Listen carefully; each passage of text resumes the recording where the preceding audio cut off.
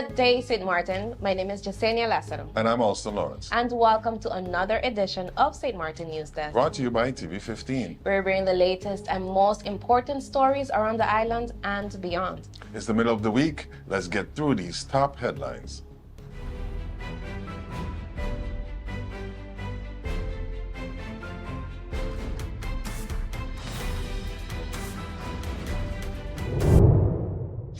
People and government of St. Martin commemorated the 40th anniversary of Flag Day with vibrant celebrations held at Leonard Connor School in K-Bay on Friday, June 13th. The highlight of the event was the patriotic school parade introduced by the Department of Culture in 2022 to foster national pride and unity. Over 700 students and teachers from 3 schools, Leonard Connor School, Sister Regina Primary School, and the Seventh-day Adventist School, represented the districts of Simpson Bay, Cole Bay, and K Bay. The day began with the flag hoisting ceremony, followed by the official speeches from invited dignitaries and a series of cultural performances showcasing the island's heritage. This year's celebration held special significance, marking 4 decades since the St. Martin flag was officially adopted. Designed by Roselle Richardson and presented by Dr. Claude Watty, the flag was established by the Island Council on June 13, 1985. Students marched proudly in the parade while participating in musical and cultural displays that underlined the themes of patriotism and community spirit. Organizers emphasized the importance of such events in strengthening the national identity of the island's youth. The 40th Flag Day served not only as a festive gathering, but also as a meaningful reminder of St. Martin's cultural richness and its journey as a unified nation. On the night of June 16, 2025, emergency services were mobilized in response to a fire reported at a condominium in the Maho area. The incident occurred around 10 p.m. and was swiftly reported to the police force of St. Martin. Police officers along with fire department personnel were immediately dispatched to the scene. Firefighters worked diligently to contain and control the blaze, ensuring the safety of residents and preventing the fire from spreading further. As of the latest available information, efforts to fully extinguish the fire and secure the area were ongoing late into the night. Authorities did not confirm any injuries or disclose the extent of the damage at the time. The cause of the fire has yet to be determined, and an investigation is expected to follow. Officials indicated that additional updates would be provided as more details emerge. Police force of St. Martin intensified its island-wide controls last week, focusing on road safety and cracking down on illegal drug and weapon possession. The series of targeted operations led to multiple fines and uncovered troubling infractions. Officers conducted traffic stops at several strategic locations, ensuing fines for various violations such as lack of proper documentation, reckless driving, and failure to use seatbelts or helmets. These controls are part of our ongoing effort to reduce road-related incidents and promote safer driving behavior. Beyond traffic violations, the police reported a disturbing rise in the use of falsified local driver's licenses. Several individuals were caught with fake documents during routine checks. The KPSM issued a stern warning that possession or use of fraudulent licenses is a criminal offense and will result in prosecution. Authorities emphasized the importance of public cooperation during these controls. They reiterated that such measures aim to uphold safety and lawfulness throughout the community. The police remain committed to maintaining order and protecting residents and visitors alike through consistent enforcement.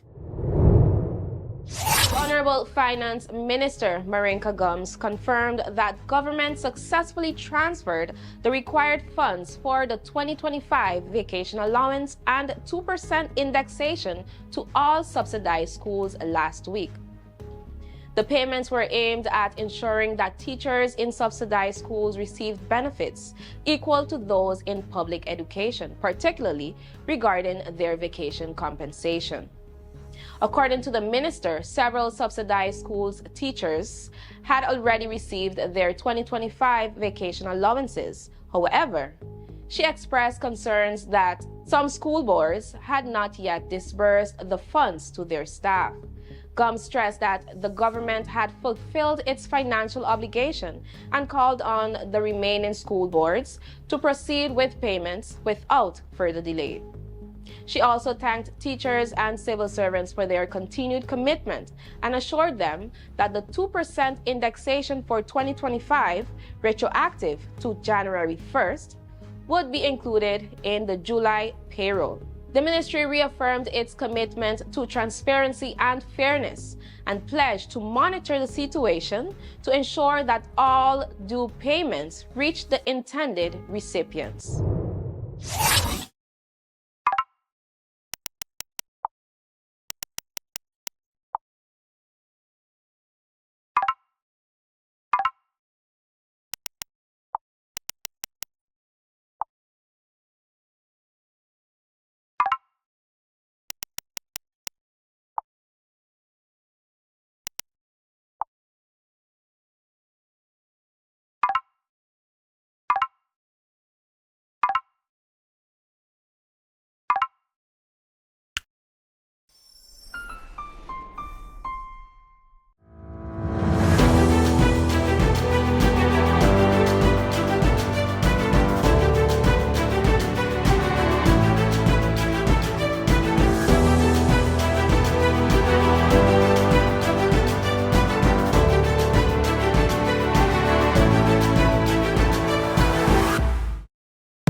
Let's put everything on the table.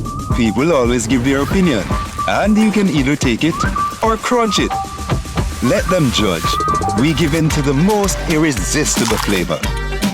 We devour every nugget that falls in our hands, especially when it's our crunchy fried chicken. And let the crumbs fly if needed.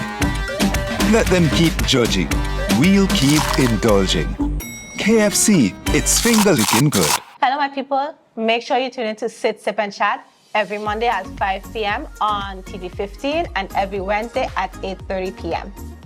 And make sure tune in to the Late Night Show with Andrew Dick from Monday to Friday at 10 p.m.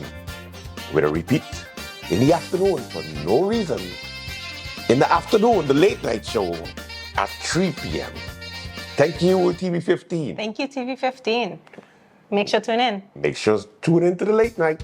And Sit, Sip, and Chat. Late Night. The St. Martin Tourism Bureau announced the upcoming launch of Salt and Soul, a new magazine celebrating the island's culture, history, lifestyle, and people. Designed for residents, tourists, investors, and students, the full-color publication will feature local stories, traditions, and entrepreneurship. 4 local creatives will be featured in the first issue, highlighting St. Martin's talent and innovation. Tourism Minister, the Honorable Gracia Hylaga Martin, praised the initiative as authentic nation branding, while Director of Tourism Mei Ling Chung encouraged local businesses to sponsor and participate. Salt and Soul will be distributed across the island in key locations including the airport, port, hotels, schools, and government offices. A digital version will also be available at www.vacationstmartin.com. Tadzio Bervoets of the Caribbean Biodiversity Fund, CBF, showcased the region's blue carbon finance strategy at a UN Ocean Conference side event in Nice on June 12th. Speaking on a high-level panel, Bervoets presented the CBF's Sustainable Finance Architecture, which includes an $85 million endowment fund and national trust funds supporting mangrove and seagrass conservation. He also introduced the Bluefin project aimed at scaling blue economy finance across the Caribbean. Bervoets called for long-term, system-based funding to replace short-term project cycles and emphasized the need to better fund blue carbon ecosystems critical for climate resilience. The event, co-hosted by GGGI, IUCN, and other partners, brought together global policymakers and experts to explore innovative finance solutions for coastal protection. The Caribbean's model was highlighted as a global example of sustainable, nature-based investment. The Tax Administration of St. Martin will hold an open house on Saturday, June 21st. From 10 a.m. to 2 p.m. at the Vineyard Building. The event is open to the public and provides an opportunity for individuals and businesses to receive personalized guidance on income tax, wage tax, TOT, profit tax, and general tax procedures. No document stamping or submissions will be accepted during the session. This event is strictly for information and assistance. Attendees do not need appointments and are encouraged to walk in, ask questions, and leave better informed. For more details, contact the Tax Administration at 542-2143, 542-3782, 542-3839, or 542-3840, or email kelron.bellot@stmartingov.org. Health Minister the Honorable Reginald Burke led a June 5th site visit in St. John's, marking progress on St. Martin's future mental health facility, part of the mental health project managed by the NRPB and funded by the Netherlands via the World Bank. The visit included stakeholders from the Ministry of VSA, Mental Health Foundation, engineering firms ILACO and ICE, design firm Polytechnica, and the World Bank. It kicked off planning and early design discussions. Minister Burke emphasized the project's priority status and praised strengthened stakeholders' cooperation. ILACO highlighted the importance of local input and resilient design. Polytechnica, with regional experience, leads the design process. MHF Board Secretary Erika van der Horst welcomed the momentum, noting that the facility will improve care, reduce stigma, and enhance working conditions. Construction is set for 2026, with completion expected in 2027. Hey there, it's Mizzy with a Sunshine Report, straight out of Sunshine City, St. Martin, bringing you the warmth and the sunshine you need to kickstart your day. Let's dive into today's forecast and see how the skies are treating us.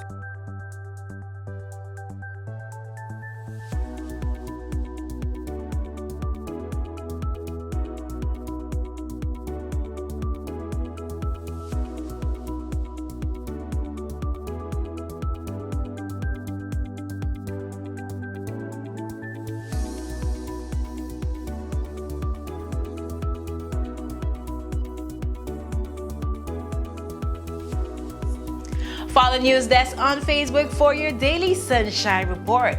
So as you enjoy the rest of your day, stay safe, stay friendly.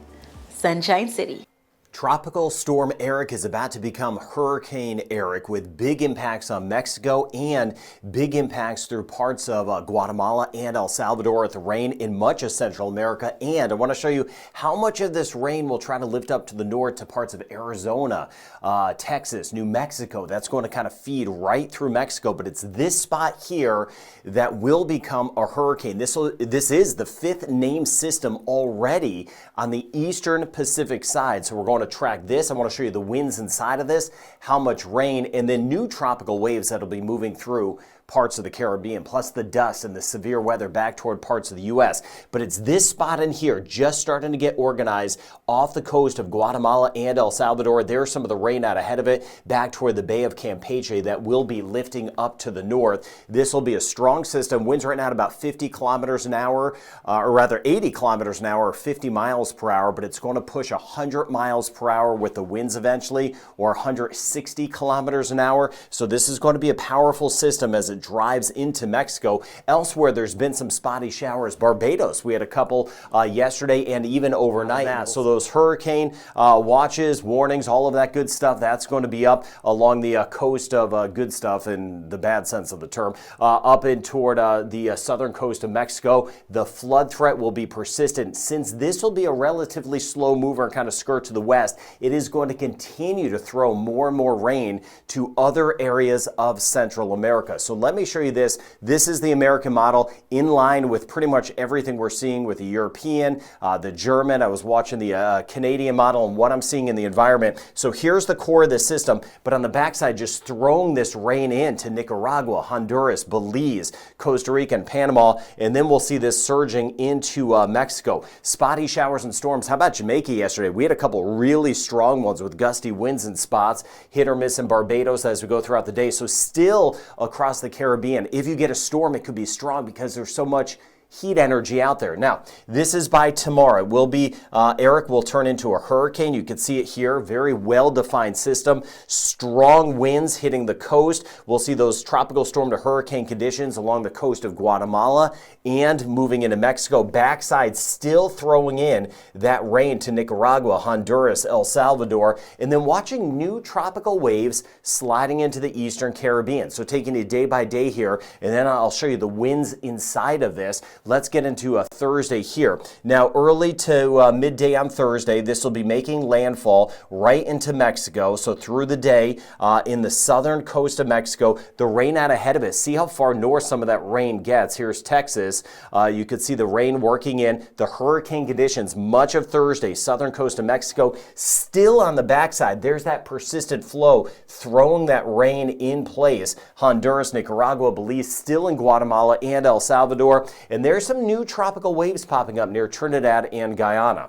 Now in Central America, again, this rain is life-threatening. The flood threat is high. Mudslides, very dangerous rivers for days and days to come. And then as we work our way into Friday, the core of this system hits the high terrain, no doubt, of Mexico. Weekends, but look at that rain moving into much of Mexico proper. We've already had some of that rain, the flooding around Mexico City the last few days. We're going to see more of that. More rain through Central America and a new tropical wave on Friday, moving into Trinidad and Tobago, Guyana, St. Vincent, the Grenadines, and Grenada. You see how active it is. Not seeing development here, but again, watching Eric and what's left of Eric, the remnants. Look how they start to squeak to the north and they start to climb up toward parts of New Mexico, Texas, Arizona, watching that. Another area to watch back behind Eric, and then watching this here, building again near Jamaica and the Cayman Islands, mainly south, more active weather. Sometimes the pattern follows itself for a little while. We've seen this over the last few weeks. Getting into Sunday, you see all of this moisture around Central America. Here's that feed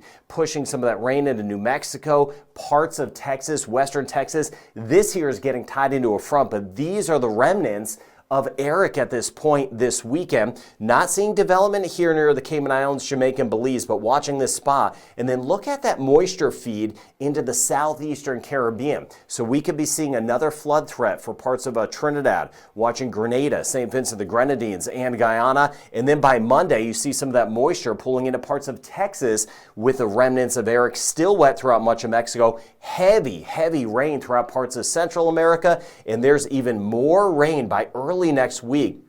This we'll watch closely, not necessarily for development, but the brighter colors tell me we could get some heavier rain. So giving you the heads up, thank you for sharing this information across Trinidad. While the rain chance overall has been down a little bit, we're going to see it going up again. So watching Mexico, monitoring some of the rain that will try to shift its way up toward the Gulf, but more so, everything shifted a little bit more to the west as I was showing you, but that Central America flood threat for days and days. New areas of dust, tracking that, and watching the southeastern Caribbean with new tropical waves moving in. So thank you for getting this information out there. Be safe along the southern coast of Mexico, Guatemala, El Salvador, and much of Central America with that flooding moving in. I'll be monitoring that nonstop. Have a good day ahead.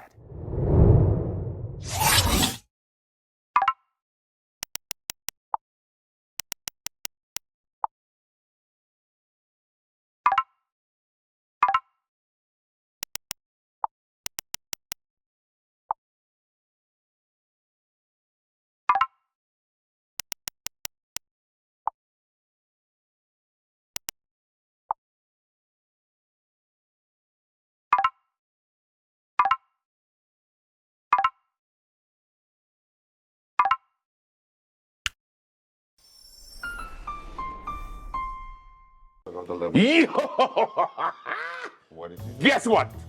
I got an idea. It's amazing.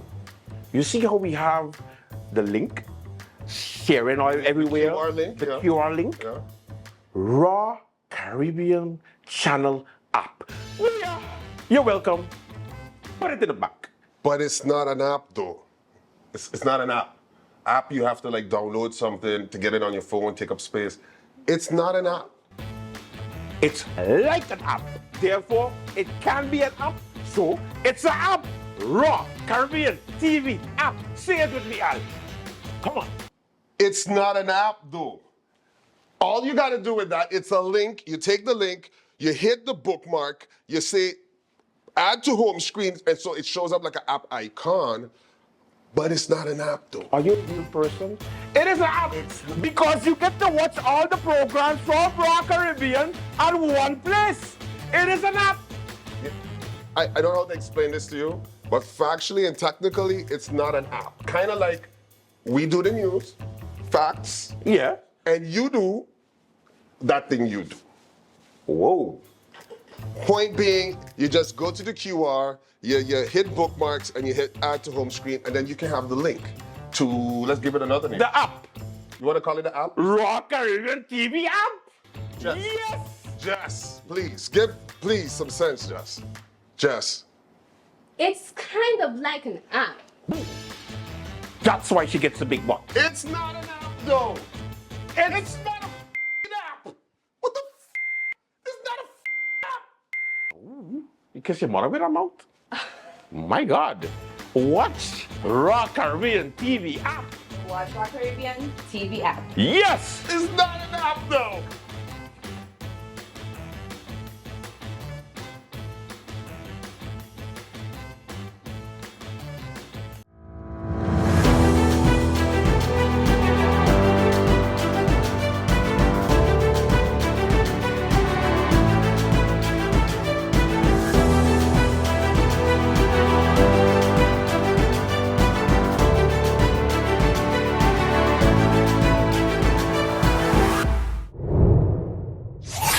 Prevention Services, CPS, congratulated recipients of the Caribbean Excellence in Health Research and Action Award at the 69th CARPHA Health Research Conference in Barbados, held under the theme Mental Health, the Hidden Pandemic. Nearly 400 delegates from 16 countries attended, with 173 presentations across multiple sectors. CARPHA honored Professor Jennifer Knight Maiden and Professor Ian Hambleton for their lifetime contributions to pediatric care and epidemiology. Research awards went to Dr. Melissa Francis, David Picou Young Researcher 2025, Tonya Campbell, Donald Simeon First Place, and Julia Madoville, Donald Simeon Second Place student. Victor Hisu and Dr. Siobhan Elena won top poster prizes. The next conference will be held in Guyana in April 2026, themed Innovations in Health. CARPHA also plans a regional research repository with support from Maho. As part of the 2025 Hurricane Awareness Month, the St. Martin Library launched The Mystery of Turtle Island by Terry J. Peterson, a heartwarming children's story about 4 turtle friends navigating life after a hurricane. Now available at all branches, the book blends adventure with themes of resilience, friendship, and environmental awareness. Author Ter, a St. Lucia and St. Martin native, visited Phillipsburg, Cahill, and Belvedere branches during a 3-day book talk tour. He met with 73 children from local after-school programs and hosted a virtual story time, bringing the story to life through readings, puzzles, and interactive activities. The library also welcomed a trilingual addition to its collection, Cuenta de Palu Kumba, Het Verhaal van Boom Kumba, The Story of Tree Kumba by Angelique Bejo. Donated by Dr. Mike Mercure of Bonaire, the book tells the tale of Tree Kumba's journey of healing and belonging after a storm, rooted in Afro-Surinamese culture.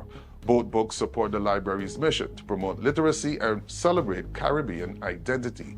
Visit your nearest branch or follow on social media to discover these inspiring new reads. The St. Martin Tourism Office plans to enhance the 5th Gastronomy Festival, set for November 11th to 22nd, 2025, with a livelier atmosphere and new features. This year's theme ingredient is passion fruit. The festival launches November 10th in Grand Cars following Taste of Sunrise on November 9th. From November 11th to 22nd, locals and visitors can enjoy special menus, wine pairings, and cocktail creations at participating restaurants. New this year, live restaurant judging and blindfolded finals for international judges. The expanded barbecue contest will start earlier to manage growing crowds. The finale on November 22nd will spotlight chefs from across the Caribbean. Tourism Office Director Aida Wainam and President Valerie Damazo emphasized the festival's cultural and economic value, calling it a celebration of St. Martin's culinary identity. That's all the time we have for today's edition of St. Martin News Desk. Thank you for joining us. Remember, new episodes premiere every Monday, Wednesday, and Friday at 8 a.m. on TV 15, then across the social media platforms. I'm Alston Lawrence. And I'm Yesenia Lassiter, wishing you an amazing week. See you next time. Until the end of the week, you know what we always say, stay friendly. St. Martin.